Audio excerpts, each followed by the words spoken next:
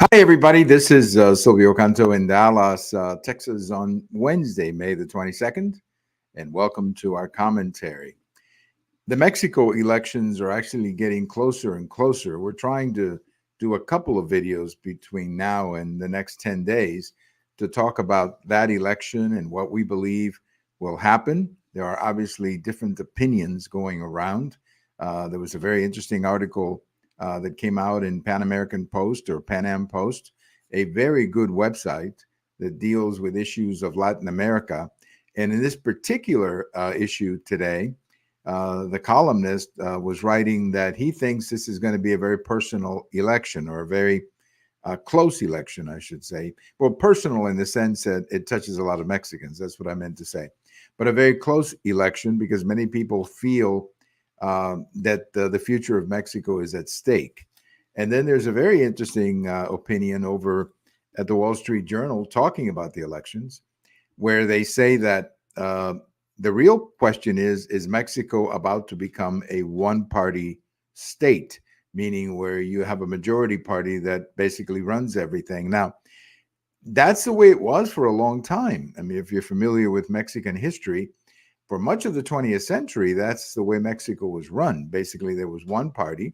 It was called the official party. It was the PRI, P-R-I, and they ran the country. They basically ran the politics of the country, and that was it. There was some token opposition in the north, and every once in a while they put up a candidate. But the PRI, because of their relationship with big labor and big business, basically ran the country. And some would argue at sometimes it ran the country well, and other times it did not run the country well.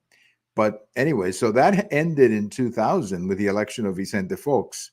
And then for the next few elections, it was very competitive. What's going to happen this year? I don't know. But some polls are showing that this lady, Claudia Sheinbaum, is going to win, and she is basically running on Lopez Obrador ticket, or his party, that is, a party called Morena.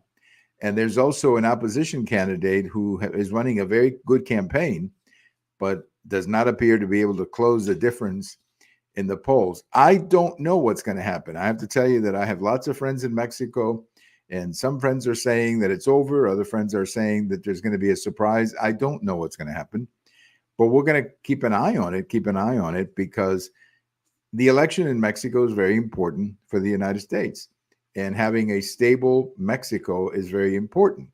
And when you see the levels of violence in Mexico, you have to wonder, is Mexico going to be a stable country? And I know some people think that Mexico is a failed state because of the influence, if you will, of criminal elements. I don't think they're there yet, but it could easily derail into that kind of a situation if they don't have a strong leader who follows Lopez Obrador, who is very popular, with no question about that. At least if you believe the polls, he's very popular.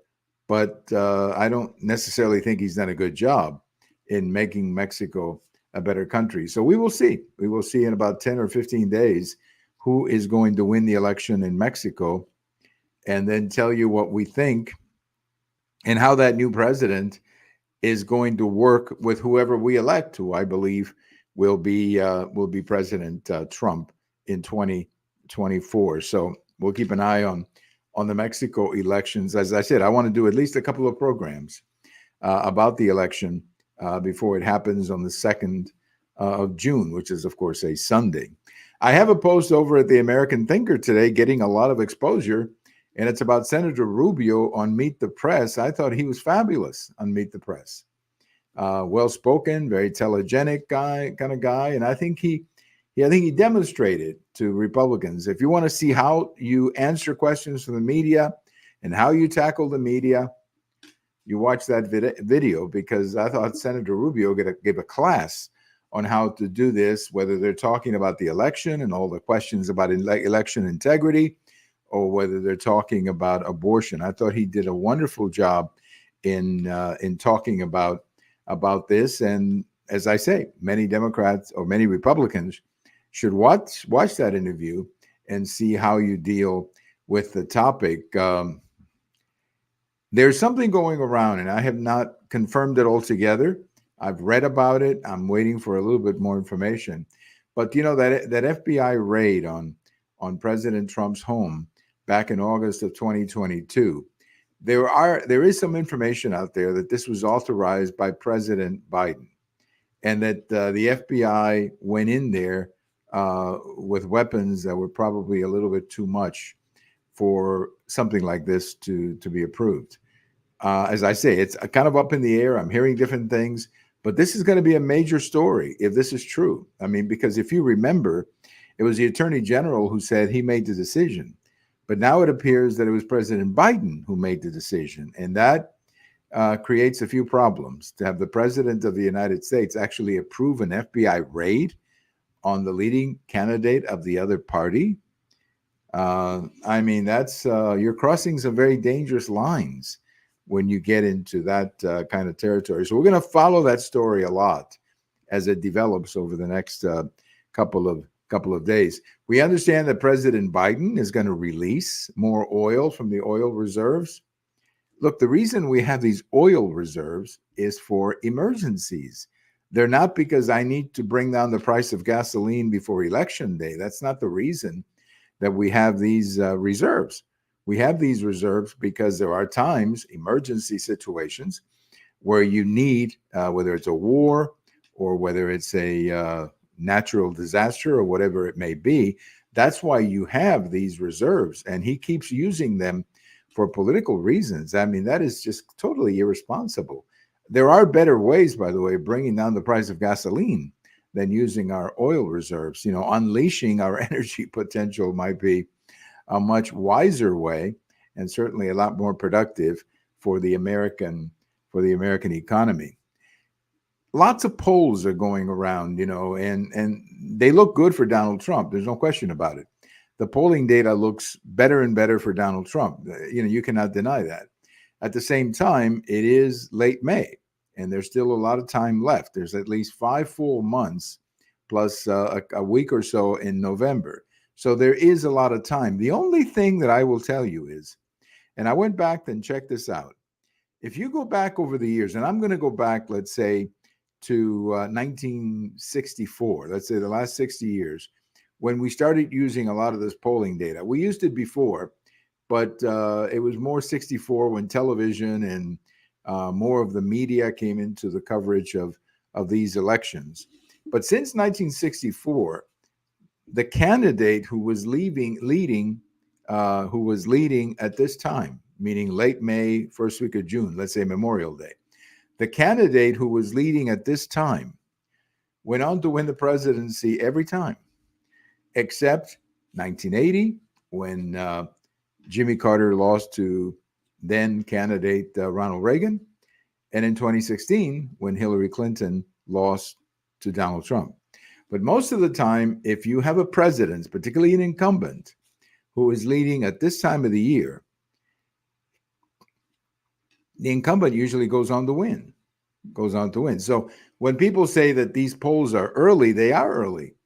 But historically, they've been significant at this stage of the game. Usually when somebody is leading, particularly, you can also look at it the other way, when a elected president or incumbent president is behind at this stage of the game, he normally loses. For example, the first President Bush was behind at this point in 1992. So that's an example right there.